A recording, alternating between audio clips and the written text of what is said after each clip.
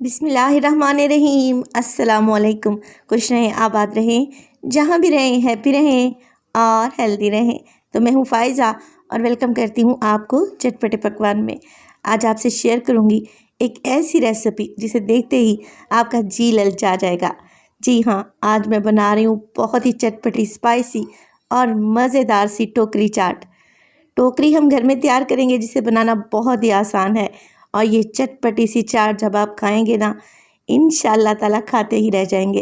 Recipe को and तक देखें। रेसिपी अच्छी लगे लाइक कर दें और चटपटे पकवान को सब्सक्राइब भी कर लें। तो चलें जल्दी से रेसिपी स्टार्ट कर लेते हैं। तो मज़ेदार सी टोकरी चाट बनाने के लिए टोकरी के लिए सबसे पहले तो मैं डो गूंदूंगी। 2 कप ले लिया है मैंने मैदा। अगर इसको वज़न में देखें तो 250 ग्राम है। इसमें डाल देंगे 1 टीस्पून नमक और 1 टीस्पून मैं इसमें डालने लगी हूँ कलौंजी। आप लोग चाहें तो ज़ीरा या अजवाइन भी डाल सकते हैं। 3 टेबलस्पून मैं इसमें डालूँगी ऑयल के। और पहले इन सब चीज़ों को हमने अच्छे तरीके से मिक्स कर लेना है। ये करना ज़रूरी होता है क्योंकि डो हमें क्रिस्पी चाहिए, क्योंकि कटोरी चाट बना रहे हैं तो एकदम क्रिस्पी क्रंची सी टोकरी बनाएंगे इंशाल्लाह ताला। मुट्ठी बांधें। जब मुट्ठी बंधने लगे मैदे की तो इसका मतलब है कि आप इसमें थोड़ा थोड़ा करके पानी ऐड करें और एक नॉर्मल डो गूंद लें, जो कि बहुत ज़्यादा हार्ड भी नहीं रहनी चाहिए। और आप लोगों ने डो को सॉफ्ट तो बिल्कुल भी नहीं रखना, वरना कटोरी आपसे फिर सही तरीके से नहीं बनेगी। 2 से 3 मुक्की लगाएंगे ताकि ये नीट हो जाए और फिर इस पर हल्का सा ऑयल अप्लाई करें ताकि इस पर पापड़ी ना जमे। और इसको कवर लगाकर ढाँप कर हम लोग रख देंगे तकरीबन 15 से 20 मिनट के लिए, ताकि इसे अच्छा सा रेस्ट मिल जाए और डो में अच्छी सी लचक पैदा हो जाए।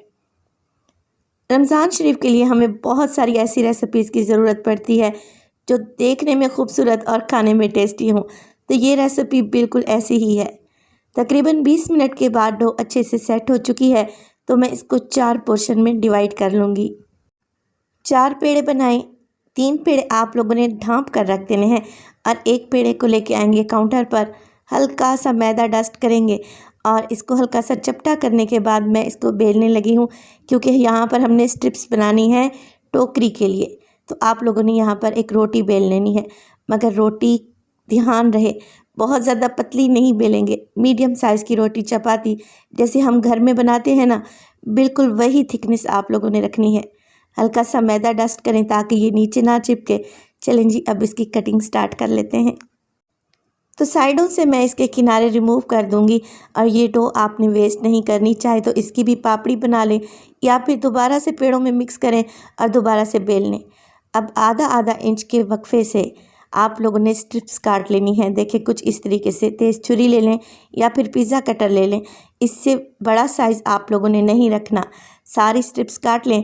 तो चलें जी, टोकरी बनाना स्टार्ट करते हैं। यहाँ पर छोटी सी कटोरी ले ली है मैंने स्टील की, जिसको ऑयल की मदद से मैं ग्रीस करने लगी हूँ ताकि ये हमारी टोकरी जब हम फ्राई करें ईजीली ये निकल आए। सबसे पहले आप लोगों ने एक स्ट्रिप ऐसे रखनी है और उसके सेंटर में हल्का सा पानी लगाएं और दूसरी स्ट्रिप को इसके ऊपर रखें प्लस के साइन की तरह।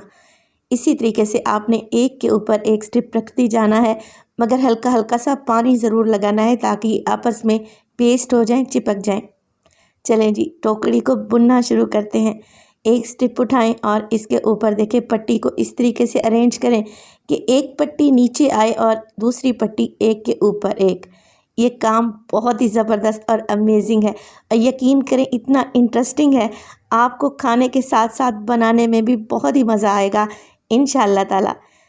स्ट्रिप्स को गोलाई में घुमाते जाएं और इस तरीके से जैसे चटाई बुनते हैं ना, बिल्कुल वैसे ही आपने चटाई को बुनते जाना है और कंटिन्यू रखना है। जहाँ से आपको लगे कि एक सिरा ख़त्म हो गया, सीज़र की मदद से काट लें और दोनों सिरों को आपस में चिपका दें। तो इसमें कोई भी मुश्किल पेश नहीं आएगी। जब आप एक टोकरी बना लेंगे ना तो दूसरी फटाफट से बन जाएगी, क्योंकि पहली टोकरी बनाने में आपको थोड़ा सा टाइम लगेगा। देखें, एक पट्टी को ऊपर करें और नीचे वाली पट्टी को गोलाई में घुमाते जाएं और इसी तरीके से आप इसे बुनते जाएं, इवन ये एंड तक पट्टियाँ चली जाएं। हल्का हल्का सा पानी एजेस पर लाजमी आप लोगों ने अप्लाई करना है ताकि ये टोकरी अच्छे तरीके से सील हो जाए। देखें कितनी खूबसूरत सी टोकरी बन चुकी है। चलें जी, इसे फ्राई करते हैं। फ्राई करने के लिए ऑयल को आपने मीडियम टू लो फ्लेम पे गरम करना है और इस तरीके से आप लोगों ने टोकरी ऑयल के अंदर डाल देनी है। अब आपने इसको हल्का हल्का सा चम्मच की मदद से घुमाना है। इस तरीके से क्या होगा, चारों तरफ से इसे हीट मिलेगी और जो हमने इसके अंदर कटोरी रखी है ना, वो खुद ब खुद ही निकल आएगी इंशाल्लाह ताला। साइड को चेंज करें और फिर इसे हल्का सा फ्राई कर लें। अब देखिए मैजिक होने वाला है। ये जो हमने कटोरी इसके अंदर सेट की है, ये खुद ब खुद ही बाहर आ जाएगी बहुत ही आसानी से इंशाल्लाह ताला। जब आप इसे घर में ट्राई करेंगे ना, तो टोकरियाँ बनाकर आपका दिल खुश हो जाएगा। तो ये देखें जी, कितनी आसानी से ये कटोरी निकल कर बाहर आ चुकी है। ये बहुत गर्म है, इसलिए आपने ख़ास एहतियात से काम लेना है और इसे बहुत ही एहतियात से निकालना है। टोकरी को गोल्डन और क्रिस्पी कर लें और मीडियम टू लो फ्लेम पे फ्राई करें। देखें कितनी खूबसूरत सी टोकरी बनकर आ चुकी है। चलें जी, अब इसमें भर लेते हैं चाट। तो चाट के लिए मैंने चने बॉयल करके रखे हुए थे, थोड़े से आलू थे जिन्हें हल्दी डालकर मैंने बॉयल कर लिया था। कुछ टमाटर डालेंगे बारीक कटे हुए, थोड़े से प्याज ऐड करेंगे। इसके अलावा मैं इसमें खीरा भी शामिल करूँगी, बिल्कुल बारीक सा कटा हुआ। तो अगर आप लोग चाहें तो इन सब चीज़ों को मिक्स करके पहले भी रख सकते हैं और एक ही दफ़ा में डाल लें, मगर टोकरी आप लोगों ने उसी वक्त अरेंज करनी है जब आप सर्व कर रहे हों।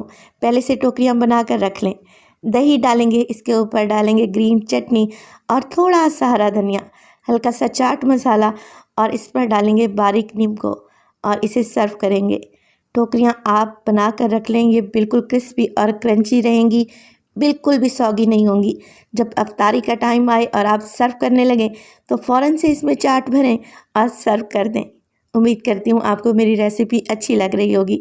रेसिपी अच्छी लगे लाइक कर दें, चटपटे पकवान को सब्सक्राइब कर लें और अपने फैमिली और फ्रेंड्स में भी शेयर किया करें। तो अपना बहुत सारा ख्याल रखिएगा। फ़ाइज़ा को भी अपनी दुआओं में याद रखिएगा। मुझे दीजिए इजाज़त। टिल देन, अल्लाह निगहबान।